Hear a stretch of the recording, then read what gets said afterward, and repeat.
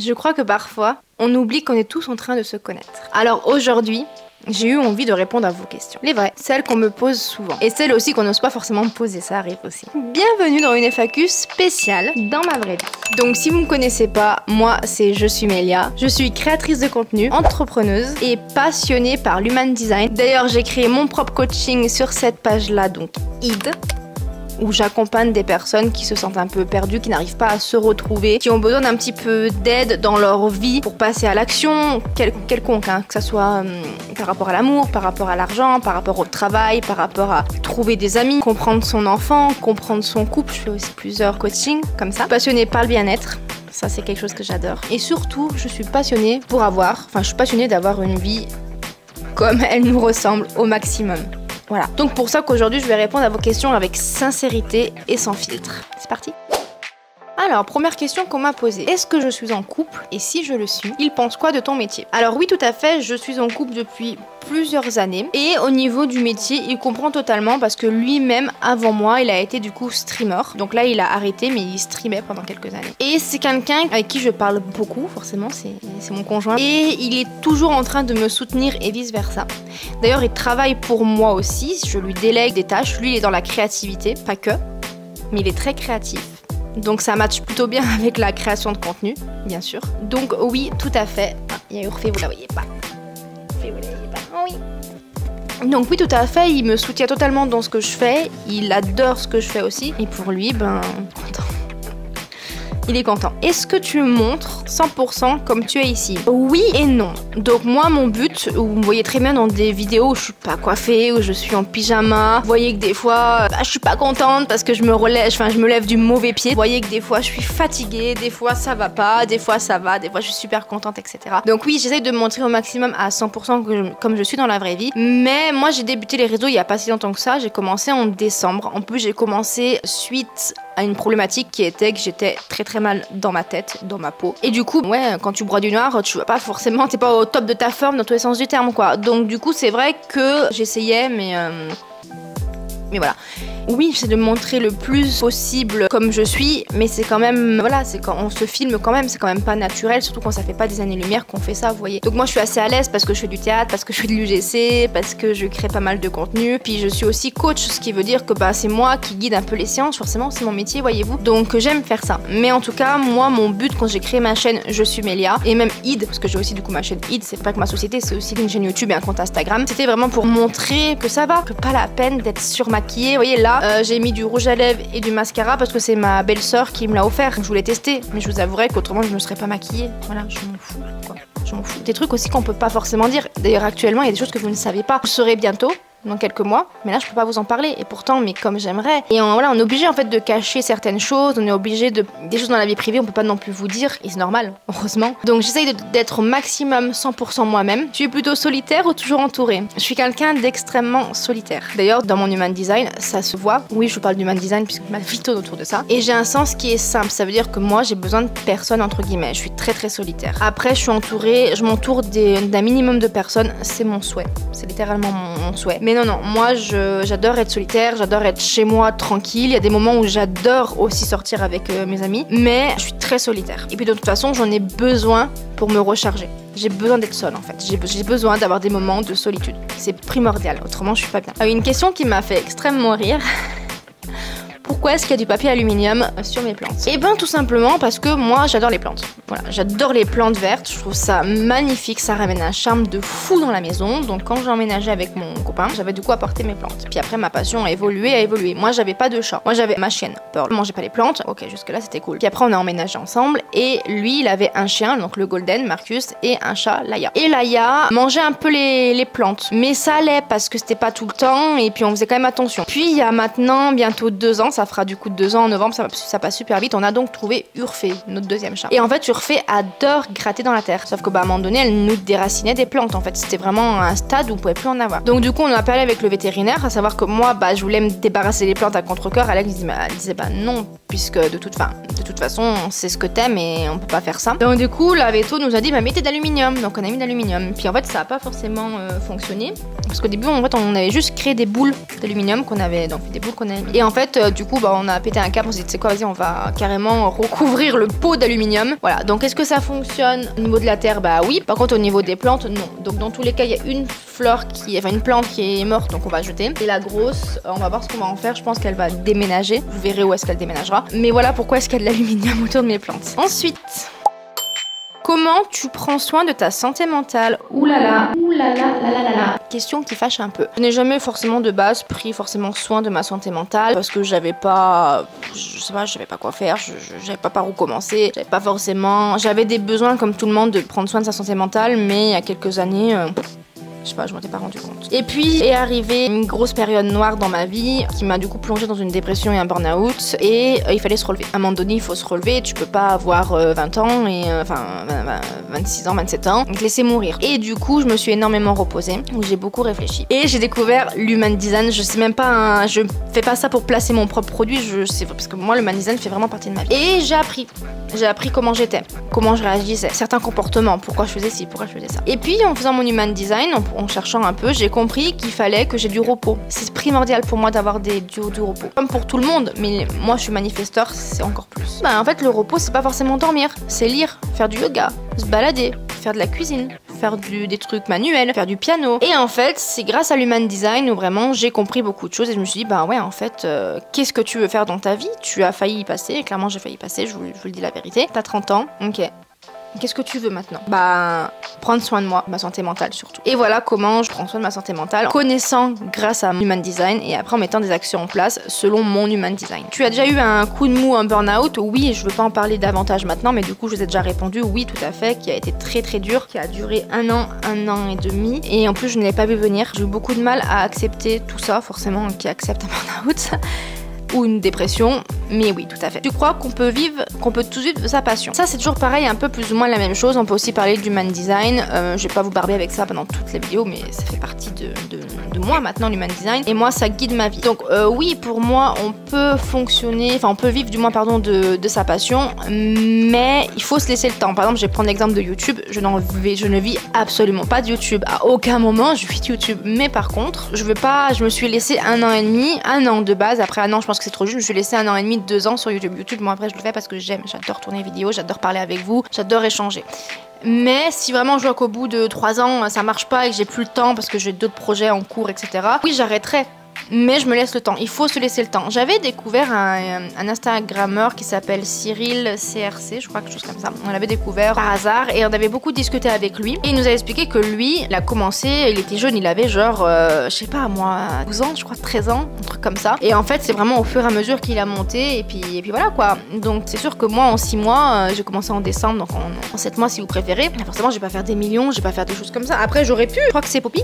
Je crois qu'elle a fait en 4 mois, elle a 8 millions sur TikTok et tout. Bon après moi j'exploite pas TikTok, c'est pas un réseau qui me plaît plus que ça. Alors, une très très belle question. Quelle est la différence entre influenceuse et créatrice de contenu UGC? Alors, vous connaissez je pense tous ce qu'est un influenceur. C'est quelqu'un qui va faire des collaborations et qui va porter son image sur, en l'occurrence, ses réseaux sociaux. Il peut aussi faire du contenu pour les marques, mais en général, le contenu, c'est pour le poster sur ses réseaux. Forcément, puisqu'il a beaucoup d'abonnés, donc beaucoup d'impact, beaucoup de visibilité. À la différence, une créatrice contenu UGC, c'est littéralement le contraire. Le but d'une créatrice UGC, c'est limite de pas forcément être connue. On va faire du contenu comme les influenceurs, mais le but, ce n'est pas de les poster sur nos réseaux sociaux. On peut, si on veut, voilà, parce qu'il faut quand même mettre en avant aussi sur nos réseaux sociaux, c'est un peu quand même notre portfolio et notre vitrine, etc. Mais le contenu est vraiment pour la marque. Alors après, il y a organique ou alors les ads. Donc les ads, c'est vraiment créer du contenu pour faire de la publicité, et le organique, c'est plus pour, par exemple, créer de l'authenticité, des choses comme ça. Voilà la différence entre une créatrice de contenu UGC et une influenceuse. Ou un influenceur. Alors, question très intéressante, c'est quoi l'human design? En vrai, tu peux l'expliquer simplement. L'human design, c'est relativement simple, donc je vais pas tout vous expliquer purement parce que ça va être trop long et en vrai, c'est pas forcément intéressant à votre stade. L'human design, c'est un outil qui va nous permettre de se connaître intérieurement et donc du coup de fonctionner selon notre personnalité à 100%. Comment fonctionne notre énergie? Comment fonctionne notre sommeil? Comment fonctionnent les interactions avec les gens? Qu'est-ce qu'on préfère? Qu'est-ce qu'on n'est pas? Qu'est-ce qui nous met en colère? Qu'est-ce qui nous fait le plus plaisir? Quelle est notre croix d'incarnation? La mission de vie? comment arriver à ce bien-être, quoi mettre en place selon notre personnalité. Vous voyez, je sais pas, moi, ma soeur, elle est fan de foot, et moi, je ne sais quoi. Bah, ma mère, elle va me dire, ah bah tiens, ta soeur est fan de foot, je vais te foutre aussi au foot. Bah non, moi si j'aime pas le foot, j'aime pas le foot. On est deux personnes à part entière. Mais par contre, moi, je serais grave contente en faisant de la danse classique, alors que ma soeur, non, vous voyez. Et bah c'est vraiment le fait de se comprendre intérieurement et du coup d'en dégager des faits, des choses pour qu'on soit mieux. Donc ce n'est pas de l'ésotérisme, ce n'est pas des choses farfelues, enfin vous pouvez le croire si vous voulez. C'est vraiment un outil, une boussole interne qui va nous permettre de mieux se comprendre et de vivre plus alignés. Tout simplement. Voilà, grâce du coup à l'Human Design, donc au Bodygraph. Tu proposes des lectures, mais c'est quoi concrètement une séance avec toi? Franchement, merci beaucoup pour vos questions. Oui, tout à fait, je propose donc des séances en Human Design. J'ai plusieurs formules, je mets en place plusieurs choses. Et le but, c'est donc de se connaître, enfin de vous connaître. Donc moi, je suis là pour vous accompagner dans votre fonctionnement. Je suis pas là pour vous donner des solutions. Je suis pas là pour vous dire fais tes devoirs. Faut que tu médites 3 fois par jour. Non, moi, on va discuter. Je vais te poser des questions pour savoir te ressentir, savoir dans quelle direction tu vas. Est-ce que tu comprends ce que je te dis? Est-ce que tu veux explorer d'autres pistes? Ouais, moi, je suis vraiment dédiée à 100% pour vous, surtout en séance. Et je suis là pour vous guider. Je vais te donner des conseils. Je vais te montrer que c'est normal que tu réagis comme ça parce que tu es faite comme ça. Par contre, tu pourrais faire ça autrement. Voilà, moi j'accompagne vraiment dans ce sens-là. Je ne donne pas d'ordre, je donne des conseils. J'essaie de faire au maximum pour être là de mes clientes. Même après, si on m'envoie des messages vocaux, qu'on me pose des questions, je répondrai. Parce que j'adore. Je suis passionnée par ce que je fais. Mais je ne suis pas là pour te créer un plan de vie et t'obliger à le faire. Si tu me le demandes, Angélique, est-ce que tu peux m'aider s'il te plaît? Est-ce que tu peux m'aiguiller? Oui. Bien sûr, je vais t'aiguiller. Le soir, je suis trop fatiguée, mais j'arrive pas à dormir. Ok, prends une tisane, lis un livre. On s'en fout là, c'est un exemple parmi tant d'autres. Hein. Moi, je suis vraiment là pour vous guider. Et en plus, sachez que c'est dans mon Human Design. Mon Human Design, ma mission de vie, c'est guider les autres, comme un grand sage, un peu comme une grand-mère qui raconte ses histoires du passé à ses petits-enfants. Et d'ailleurs, c'est ça qui m'a aussi fait me lancer dans l'Human Design, parce que moi, ma spécialité, c'est d'accompagner les gens en dépression et en burn-out. Je sais ce que j'ai choisi parce que c'est ce que j'ai vécu, donc je sais. Je m'en suis sortie, on s'en sort jamais à 100%, mais je m'en suis plus ou moins sortie. Après, je ne fais pas que ça, je fais des lectures de couple, des lectures avec des enfants aussi. Des fois, t'as beau aimer ton enfant, mais je sais pas, t'y arrives pas, tu vois, tu dis, mais je le comprends pas ce gosse, tu vois, c'est le mien, je l'aime de tout mon corps, mais il y a des choses que je comprends pas. Et oui, c'est normal, des choses intérieures ne peuvent pas être dites ou repérées comme ça, tu vois. Donc voilà, brièvement les séances avec moi. Une question que j'adore, c'est quoi ta vision de la réussite aujourd'hui? Alors, la vision de la réussite aujourd'hui va être différente selon les personnes. Je vais encore parler d'Human Design. Par exemple, moi en tant que manifesteur, pour que je sois heureuse, c'est qu'il faut que j'ai la paix. Alex, dans son Human Design, c'est le succès. Il y en a, c'est autre chose. Donc déjà, la vision de la réussite, pour moi, où on se sent bien, où on est aligné avec notre vie. Peu importe dans quel domaine, famille, amour, métier, argent, voyage, etc. Moi, le fait d'avoir la paix, il faut que j'informe les gens, ça va tourner avec beaucoup de choses. Donc pour moi, la réussite, ma vision de la réussite, c'est pas forcément d'être riche, pas forcément d'avoir... Je sais pas, moi la réussite pour moi, c'est d'être aligné avec mon Human Design et vraiment de vivre avec ma signature qui est la paix. Voilà, je veux avoir la paix. Je veux que ma vie soit paisible. Je veux faire en sorte, donc c'est pour ça que je travaille dur actuellement, enfin qu'on travaille dur, très très dur actuellement, pour avoir cette vie-là. Pas une vie de rêve, parce qu'on s'en fout, mais en tout cas une vie qui me ressemble. Et moi, ce qui me ressemble, c'est qu'on me foute la paix. Ça veut dire que j'ai ma petite maison, le matin je me lève, il n'y a pas de voisins, que je puisse décider de mes propres horaires de travail. Voilà comment moi je vois la réussite. Et la réussite est propre à chacun, on n'a pas tous les mêmes réussites. Voilà pour cette question. Alors une autre question qui est très bien, c'est quoi la chose la plus difficile dans le fait d'être à son compte? La peur? Le doute, tu sais pas où demain t'en seras, tu sais pas si demain tu vas devoir te retrouver à faire un métier alimentaire, tu sais pas si demain tu vas devoir te retrouver à l'usine, tu sais pas si demain tu as eu de tes projets et justement j'aurais réussi et que je serais paisible avec ma signature et donc du coup la paix pour moi, tu vois. Le plus compliqué c'est le doute. C'est pour ça qu'il faut être bien entouré. Amis, famille, professionnels, comme je le disais au début de la vidéo. Vraiment c'est très très important. Et avoir confiance en soi. Tu t'es lancé dans ça, t'en as envie, c'est que t'en es capable. Autrement tu l'aurais pas fait. Donc vas-y, tout simplement. C'était l'opportunité de, vas-y, voilà. Alors, tu ressens parfois de la pression par rapport aux likes et aux vues. Alors, j'ai lancé ma chaîne YouTube, pas du tout pour les likes, pas du tout pour les vues. J'ai lancé ma chaîne YouTube pour ne plus broyer du noir et faire quelque chose de ma journée au lieu de pleurer et penser à des idées noires. Et donc, du coup, me focaliser sur une activité qui me prenne du temps, parce que j'en avais, et qui me fasse plus broyer du noir. Voilà, littéralement, je suis vraiment sincère et honnête avec vous. Pourquoi j'ai ouvert ma chaîne YouTube? Après, bien évidemment, je vais pas dire, ah non, mais moi, même si demain on me rémunère, je vais pas prendre. Si, si, bien évidemment que si. Mais ce n'était pas du tout l'objectif de base. L'objectif, c'est vraiment de me sortir la tête de l'eau, vraiment. Donc, chose qui a fonctionné. Maintenant, j'avoue que ça fait 7 mois que j'ai la chaîne, j'ai toujours pas dépassé les 100 abonnés. Je dépasse pas les 4 likes, je dépasse pas les 1 commentaire. Voilà, c'est comme ça. Oui, bien sûr, j'aimerais avoir plus, bien sûr. Mais j'ai pas de pression, j'ai d'autres projets à côté. Très important, je vous le dis, ne mettez pas toutes vos billes dans le même sac. Faites plusieurs activités, ayez plusieurs sources de revenus. Voilà. Moi, je ne mise pas tout sur YouTube. YouTube, pour moi, ou Instagram d'ailleurs, les réseaux sociaux, pour moi, c'est faire quelque chose de ma vie. Alors, je fais quelque chose de ma vie. C'est surtout, voilà, pour ne plus broyer du noir. Chose qui a, du coup, fonctionné. Maintenant, comme je vous dis, si demain, j'arrive à faire quelque chose de ma chaîne YouTube et de mes comptes, mais let's go. Bien sûr que j'attends que ça, mais je me mets pas de pression. Parce que moi je me connais, encore une fois, merci l'Human Design, et vraiment j'en parle tout le temps, mais parce que c'est vrai. Je vais mettre la pression, je vais être énervée, ça va me saouler, je vais ronfler, je vais être mal, et je vais tout arrêter. Voilà, donc je préfère vivre au jour le jour. J'ai pas que YouTube dans ma vie, sachez-le. YouTube, c'est vraiment par passion que je le fais. Autrement, ce serait pas par passion... je ne filmerai plus. Ça fait 7 mois, ça fait depuis novembre. Voilà, j'ai pas dépassé les 100 abonnés. La croissance n'est pas bonne, je vous le dis, hein, je suis honnête avec moi, j'en suis consciente, hein, je connais les chiffres, je connais, voilà, tout ça. Non, c'est pas bon. Mais ce qui est bon, c'est que j'ai pas perdu mon objectif de base. Me sortir la tête de l'eau, ça a été le fait. Donc au final, en fait, c'est bon, j'ai réussi. Maintenant, on passe à la deuxième étape. Ok, allez, on va essayer de se faire rémunérer par YouTube. Très bien. Et ben voilà, je le fais. Au grand jamais, je me compare aux autres parce que je me connais, je sais que moi, c'est pas possible. Ça va me déprimer et je vais être mal et c'est pour me refoutre en dépression, en burn-out, ça ne sert à rien. Donc, voilà, tout simplement. T'as déjà eu des commentaires méchants, tu réagis comment? Alors, j'ai jamais eu de commentaires méchants, mais en même temps, j'ai 3 commentaires depuis 6 mois, donc franchement, voilà. Mais il y a un commentaire qui m'a fait rire, Ah, mais j'étais morte de rire. En gros...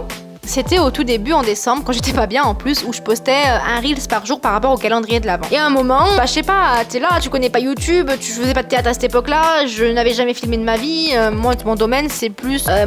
mon domaine c'est pas ça, c'est pas être la caméra, moi de base mon domaine c'est dans les entreprises, c'est d'être... voilà, je suis dans des bureaux de base, donc on se filme pas, tu vois. Du coup bah t'es là, tu tentes des choses, commencer une vidéo c'est très compliqué, tu sais pas comment faire, tu sais pas comment dire, tu sais pas en fait, tu sais pas du tout, tu vois. Donc des fois t'es là en mode bah tu sais pas trop ce que tu fais. Et un jour j'avais dit dans mes vidéos un truc du style coucou ou coucou, enfin je sais plus ce que j'avais dit, tu vois. Et il y a une fille qui m'avait dit ah on dirait kakou, vous savez la femme là, kakou. C'est pas un compliment, elle a pas dit ça pour me complimenter, tu vois. Et ça m'avait fait grave rire parce que déjà je crois qu'elle était incapable d'écrire, même kakou, je crois qu'elle l'a même pas écrit correctement. Dans toute sa phrase, je crois que même le mot on, elle a dû y foutre un T. Elle a dû mettre...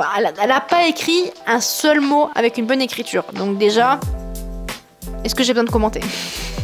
Déjà, elle-même, toute seule, elle prouve qu'elle est bête, quoi, tu vois. Et en fait, j'avoue que quand j'aurais écouté la vidéo, on aurait grave dit, en fait, tu vois. C'était archi drôle, ça m'a fait plus que rire, tu vois.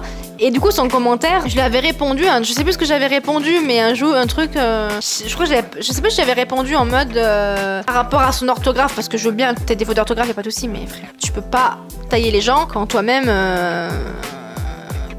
déjà tu sais pas aligner 3 mots en 3 mots. La phrase n'est pas compliquée, hein. On t'a pas demandé d'écrire sa perlipopette, hein, ou Edo Cornicard, hein. Non, on t'a demandé d'écrire, on dirait la meuf kakou, quoi, tu vois. Puis des cas, tu demandes à ChatGPT, tu demandes à ta mère, à ton père, à ta soeur, tu vois, ou à ton prof de français éventuellement, parce que j'espère pour elle que c'était pas une adulte. Autrement, ça craint en plus, mais face à des commentaires comme ça, qu'est-ce que tu veux réagir? T'as même pas besoin de réagir, il se fout la honte tout seul. Donc moi, j'ai rigolé parce que ça m'avait fait extrêmement rire, et puis voilà. C'est tout, tu vois. Si pareil, à un moment, on m'avait dit, pareil, un truc, j'avais fait un Reels, mais en plus, je demandais rien à personne, j'ouvrais mon calendrier de l'Avent avec mes thés, enfin, je veux dire, voilà. On m'avait dit genre caca. Ah ouais. Alors, je sais pas du coup si elle parlait d'elle ou de moi, mais tu veux répondre quoi? T'as 4 ans et demi? Même ma nièce de 4 ans et demi, elle dit pas caca, genre, je veux dire, elle est déjà plus évoluée, tu vois. Bah, caca. Bah, pipi, qu'est-ce que je te dis? Enfin, c'est nul, mais c'est... Comment veux-tu mal le prendre? Tu peux pas te rabaisser à des gens qui sont débiles, et veuillez m'excuser, mais c'est littéralement le cas, tu peux pas, c'est pas possible, tu vois. Donc bah caca, bah je crois que j'avais aimé son commentaire, écoute, tu me fais de l'interaction, tu fais partie de mes 3 commentaires sur ma chaîne, merci. Enfin en fait, heureusement, je me dis, mais putain, heureusement qu'elle a commenté du coup, parce que ça me fait mes 3 commentaires sur ma chaîne depuis décembre, tu vois. Donc bah, je sais pas, commente peut-être prout ou pipi la prochaine fois, vas-y, commente, parce qu'en fait, ce que vous savez pas, c'est que peu importe que les commentaires ou les interactions soient positifs ou négatifs, on s'en fout, tu nous fais d'interaction, plus d'interaction, plus on est mis en avant. Et viens commenter kakou, viens commenter caca, viens commenter, viens commenter, tu vois. Donc viens. Voilà, faut vraiment prendre des choses comme ça, autrement tu t'en sortiras jamais quoi. Peut-être tu pourras jamais plaire aux gens. Voilà. Mais jamais de commentaires de ouf pour le moment en même temps. Comme je dis, j'ai 3 commentaires sur ma chaîne, donc si on commence déjà à m'insulter, voilà quoi. Écoutez, on va s'en arrêter là du coup pour la FAQ aujourd'hui. Elle va être déjà très longue. J'ai encore d'autres questions mais je peux pas répondre à tout. Si vous voulez une deuxième partie, vous me le dites. Si vous avez des questions que j'ai pas répondu et demandé la première fois, vous me les mettez en commentaire ou par message parce que là j'ai beaucoup reçu de messages aussi en message privé. Les gens me parlent beaucoup plus en message privé aussi. Parlez-moi par commentaire, on a toujours aussi faire d'interaction, mais bon, moi ça me va très bien aussi. Si ça vous a plu et que ça a intéressé des personnes, puis j'en ferai peut-être une tous les mois. Ça peut être super bien d'en faire une tous les mois, donc n'hésitez pas. Sur ce, bah écoutez, je vous dis à bientôt. Et j'espère que la vidéo vous a plu, donc n'hésitez pas à commenter, à partager, à envoyer, à faire tout ce que vous voulez pour m'aider. Peut-être attendre les 100 abonnés. Sur ça, je vous fais de gros bisous, je vous dis à bientôt, à tantôt.